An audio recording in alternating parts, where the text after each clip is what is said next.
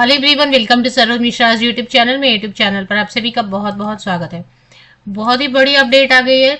तो कमर कस ले, तैयारी शुरू कर चुके हैं ऑलरेडी, बहुत अच्छा है। और अगर तैयारी नहीं शुरू की है तो तैयारी जल्दी जल्दी शुरू कर दें। काफी समय से जो आप वेट कर रहे हैं केंद्रीय विद्यालय संगठन से आने वाली भर्तियों की permanent recruitment all India level पर। अगर जो रिक्रूटमेंट की बात हो रही है इस वीडियो में, वो बात हो रही है ऑल इंडिया लेवल पर, पूरे भारत देश में एक साथ जो वैकेंसीज आती हैं डायरेक्ट रिक्रूटमेंट के नाम से।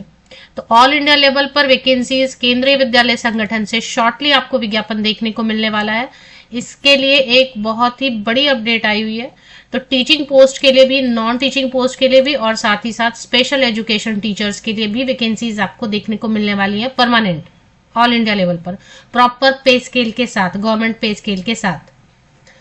तो तैयारी शुरू कर दें। अगर तैयारी शुरू नहीं की है तो, और जो भी बहुत निराश होकर बैठे हैं वो भी जल्दी जल्दी अब उठ बैठे और कमर कस लें। सारे बुक्स वगैरह रेडी कर लें कि कौन कौन से बुक से तैयारी करनी है या कौन से सोर्स से तैयारी करनी है, कैसे तैयारी करनी है। मैं इससे रिलेटेड कई सारे वीडियोस जो है अपडेट अपलोड कर दूंगी कि क्या क्या पोस्ट हैं, क्या क्या। फिर से मैं एक बार पहले तो डायरेक्ट रिक्रूटमेंट से रिलेटेड जो रिक्रूटमेंट रूल आए थे उसमें क्या एज क्राइटेरिया थी, कैसे सिलेक्शन होगा, महिलाओं को कितनी छूट है, ये सारी अपडेट पहले ही आई हुई है। तो मैं फिर से उनकी वीडियोज जो है बना दूंगी। तो पहले जो अपडेट है वो चेक कर लेते हैं। केंद्रीय विद्यालय संगठन की ऑफिशियल वेबसाइट है kvssangathan.nic.in। तो कई फर्जी नोटिफिकेशन भी आने लग जाती है जब मेन एडवर्टीजमेंट रिलीज होता है। तो आपको ध्यान रखना है कि किसी भी फर्जी वेबसाइट पे, फेक वेबसाइट पे आपको नहीं जाना है। केंद्रीय विद्यालय संगठन की ऑफिशियल वेबसाइट आप विकिपीडिया से लोकेट करेंगे और उस पर आने वाली ही सारी नोटिफिकेशन शुरू से लेकर अंत तक उस पर ही ट्रस्ट करना है। तो चलिए अभी अपडेट जो है वो चेक करेंगे।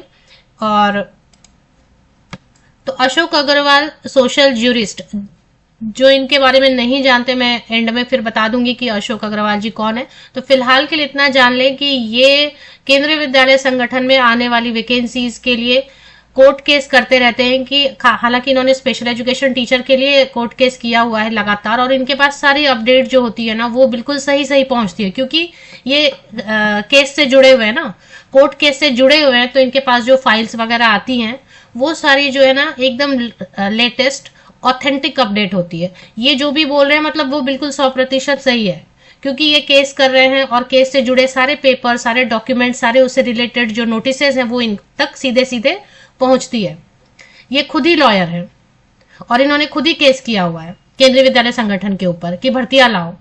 तो आज की अपडेट है 11:27 सुबह, 16 सितंबर आज की डेट है, 16 सितंबर 2025, मॉर्निंग 11:27 पे इन्होंने अपडेट किया। I have come to know that KVS, Kendriya Vidyalaya Sangathan, has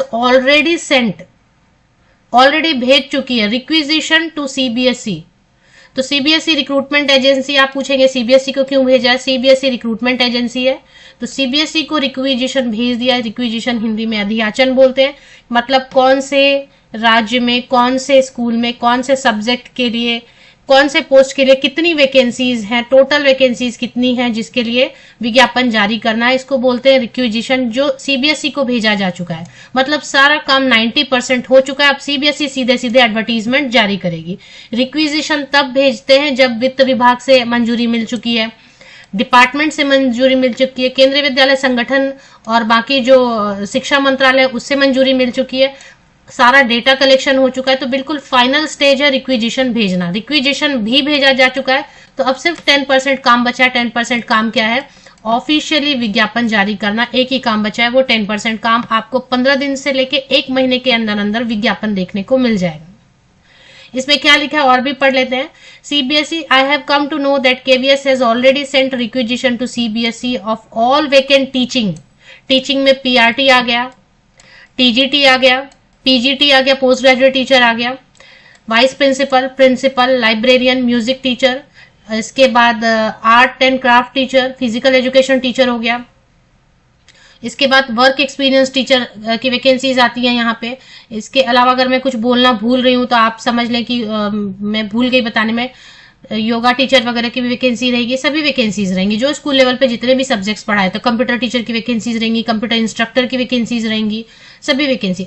तो टीचिंग में ये हो गया। नॉन टीचिंग में जूनियर सेक्रेटेरिएट असिस्टेंट की वैकेंसी रहती है, और भी कई सारे स्टाफ नर्स की वैकेंसी रहती है, काफी सारी। इस पर मैं वीडियोज बना दूंगी अलग अलग कि टीचिंग के लिए क्या क्या क्वालिफिकेशन, एज क्राइटेरिया, सैलरी, और नॉन टीचिंग के लिए क्या क्या वैकेंसीज आने वाली हैं, इंक्लूडिंग स्पेशल एजुकेशन टीचर। और इस बार नया क्या ऐड करने वाले, स्पेशल एजुकेटर, विशेष शिक्षक, जो कि विकलांग बच्चों के लिए जो टीचर्स रखे जाते हैं, उनकी वैकेंसीज इस बार आपको ज्यादा देखने को मिलेंगी और नई ये भर्ती आपको देखने को मिलेंगी।